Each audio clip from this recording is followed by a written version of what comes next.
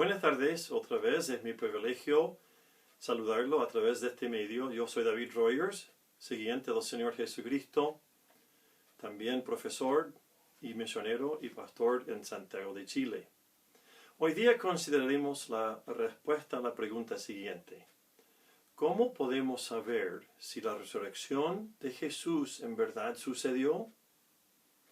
La resurrección de Jesús depende de 4 hechos claves de trasfondo.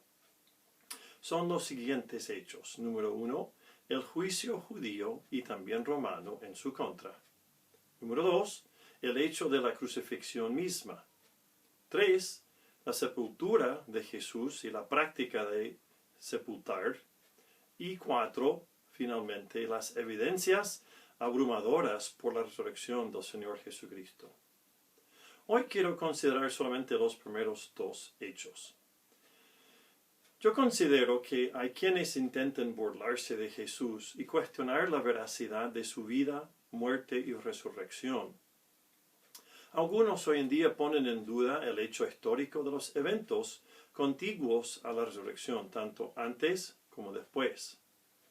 Los escépticos dicen que nunca se había dado en la historia un juicio en donde se tergiversaba tanto la ley judía. También cuestionan la irregularidad de los procedimientos y concluyen que este juicio, al igual que su condenación por la corte romana, es nada más que una confabulación.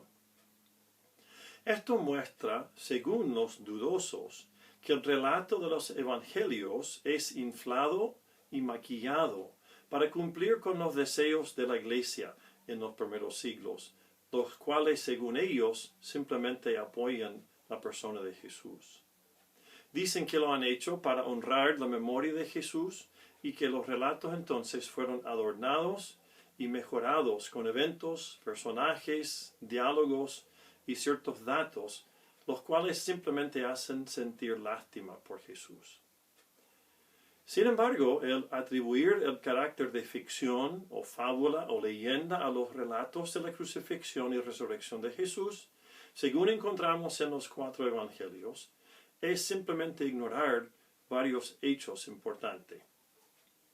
Quiero compartirle 3 hechos.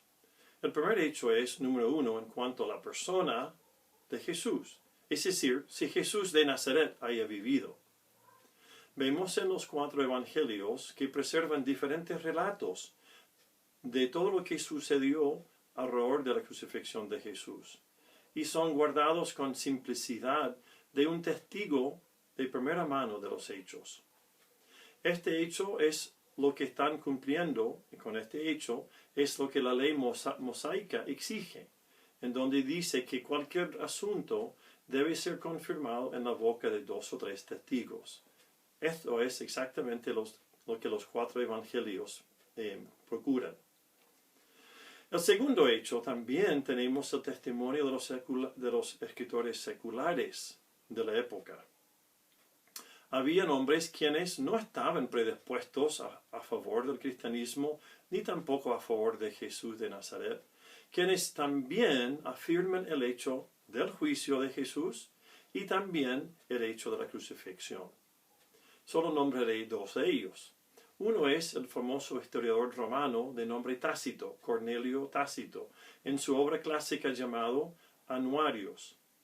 Tácito menciona con lujo de detalle y precisión lo siguiente, y cito, abro comillas, Cristo, el fundador de la secta de los cristianos, fue sometido a la pena de muerte durante el reinado de Tiberio, siendo sentenciado por el procurador Poncio Pilato.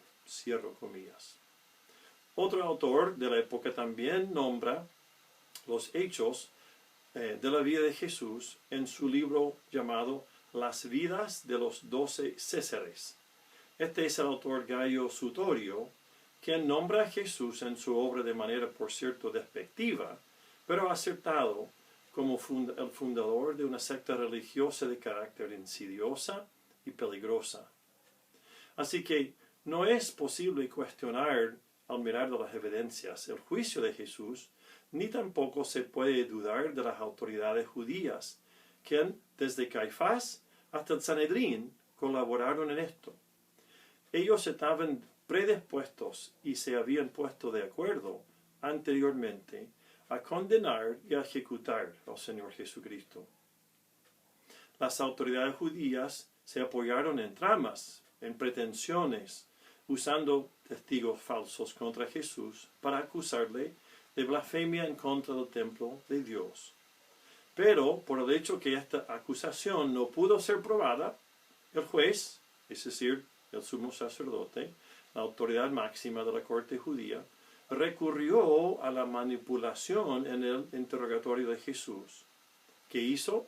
Intentó obligarle a Jesús a cometer perjurio en su presencia, al preguntarle a Jesús sobre lo que otros habían dicho sobre él. Esta táctica le sirvió al juez, al sumo sacerdote, porque él pudo eliminar los testigos y llegar a una sentencia de culpable en manera inmediata, sin permitir que el proceso jurídico cumpliese su proceso normal. En este momento Jesús es llevado desde la casa del juez Caifás al pretorio de la guardia romana y de una manera apurada le exigieron a la autoridad militar, al prefecto Poncio Pilato, a entrar en una audiencia contra Jesús. La carga o acusación que usaron era, para comenzar, la de blasfemia contra Dios, el Dios de Israel y su templo. Pero como estos temas no le competían a Pilato, ni tampoco le interesaban, las autoridades judías tuvieron que emplear otra táctica. El famoso jurista norteamericano, profesor de Derecho de la Universidad de Harvard entre los años 1833 y 1844, el autor del texto que todavía se usa hasta el día de hoy para las evidencias en la corte, el señor Simon Greenleaf, concluyó que esta acusación está muy lejos de ser convincente o interesante para Pilato. La acusación de blasfemia, quien evitaba los pleitos internos de la nación judía y quien carecía de interés en la religión judía. ¿Qué hizo entonces? El juez, más bien, sumo sacerdote, cambió su acusación a la de traición. Y esto sí que era un tema que le preocupaba a Poncio Pilato, y este es un tema que le competía. Así que el sumo sacerdote levanta otra acusación en términos que de todas maneras tenía que responder Poncio Pilato. Le acusaron de traición y entonces inmediatamente Pilato lo llevó a ser entonces escuchado y también a ser juzgado. Esta acusación fue lo que eventualmente le llevó a sentenciarle a Jesús a la muerte y a la flagelación. Claro, Pilato ejerció toda su autoridad y aseguró que Jesús no pudiera continuar incitando al pueblo contra Roma después de sentenciarlo a la muerte. En tercer lugar, la resurrección de Jesús tiene gran significado cuando contemplamos su muerte cruel en esa cruz.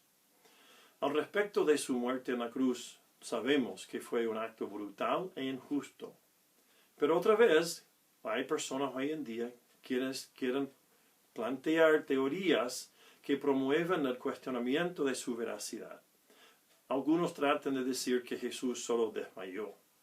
Otros quieren decir que alguien robó su cuerpo. O que Jesús hasta tenía un mellizo y que se confundieron cuando hablaron con Jesús.